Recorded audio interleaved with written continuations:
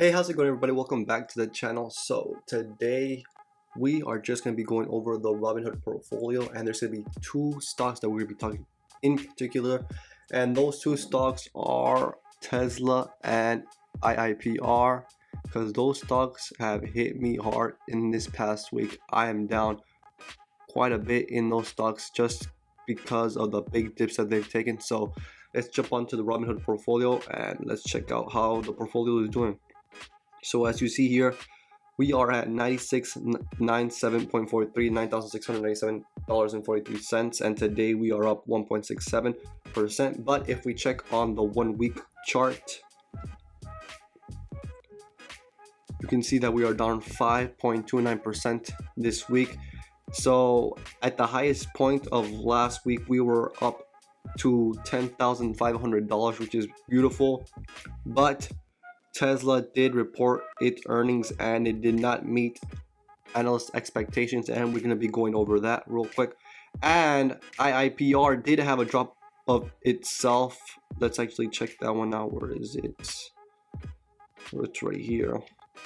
IIPR did go down quite a bit as well in the past month. We can see that it's at its highest point it was getting close to the $140 mark, and right now it is barely above $100. It is at $106.95. And let's actually check out Tesla as well. Tesla is up 3.4% today, but it was pretty much close to 160, I believe. At its highest point, it was at, it was well over 260. It was at 265. So let's actually go over Tesla's earning. I do have some things to say about it right here. And as we see that in the first quarter, Tesla did have a huge loss of about $702 million, or about $4.10 per share. And in the second quarter, it did improve that, but it still had a loss of $408 million at $2.31 per share. And that did not meet analyst expectations. And I know that if you have been in YouTube, many people have actually been thinking that Tesla could probably be profitable this quarter, or can break even. So this was kind of a shocker to most people that Tesla did lose that much amount of money instead of breaking even or even getting a profit this quarter. Mostly Tesla blamed its big quarterly loss on many different things. Even though it did have a record delivery of around $95,356, which is pretty great. But Tesla did begin to deliver its low margin Model 3s, which at the base price is $35,000, so that probably did hurt its margins. It also did cut its prices on their Model X and Model S, and because of that, obviously the revenue did fall. And as a result, their margins fell as well to about 18.9% which was at 20.2% before. The only thing that isn't clear is that if Tesla can stop the bleeding over time by reducing its cost and improve productivity, which, if you think about it, it will continue to happen as time goes on, as long as they can keep, as I said, keep improving its productivity and cost. Should be possible, but many people don't know if it is possible. And even though Tesla did lose a ton last quarter, it did generate about $614 million of free cash flow, and it was a nice turnaround from the first quarter, which it burned through more than $900 million.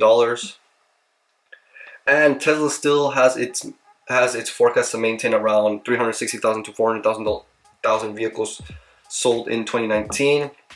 And right now it has about 158,000-ish. So in the next 2 quarters it has to sell around 100,000 in each quarter to get to that range of 360,000 to 400,000, just the low end. It just needs to sell around 100,000 in each quarter just to basically hit that deliveries from 360 to 400. It has to hit right around there. And there hasn't been a sharp drop off this quarter, but since they just did the price cuts on their cars, and they're gonna be we're gonna have to see how the demand's gonna be there with the price cuts. And of course, Musk also said that in the next couple of years we might see where they could sell around 2 million cars annually, and most people think he's just hyping it up just so he can get more people to invest. And with Musk saying that they could surpass 2 million deliveries in the next couple of years, many people think that's wishful thinking, that's pretty difficult to do, at least in the next few years. That maybe in the next 10 years it can do that. And because of that, many investors did in fact sell off their stock right now, because it seems that Tesla may take a little bit longer for it to reach the profitability and maintain that profit year over year, even though Tesla stock is growing quite a bit year over year, as they are hitting record deliveries, and stock is still at $260, or I mean $230 now. So let me know down in the comments if you guys are purchasing more Tesla stock right now. I did buy just 1 or 2 shares, but I don't know if it's going to continue to drop, so I'll just wait because I still have a bunch of cash on hand. And the next stock that we're going to be going into is IIPR. IIPR did have a big drop off as well, and this is basically because they are raising additional capital. I believe I did talk about this, that it announced that it would approximately issue around 1.3 million common shares to the public, and it's expected to raise around $163 million, and it's intending to buy more real estate serving the cannabis industry with that. And it announced it would purchase this stock at a price at around $126 per share.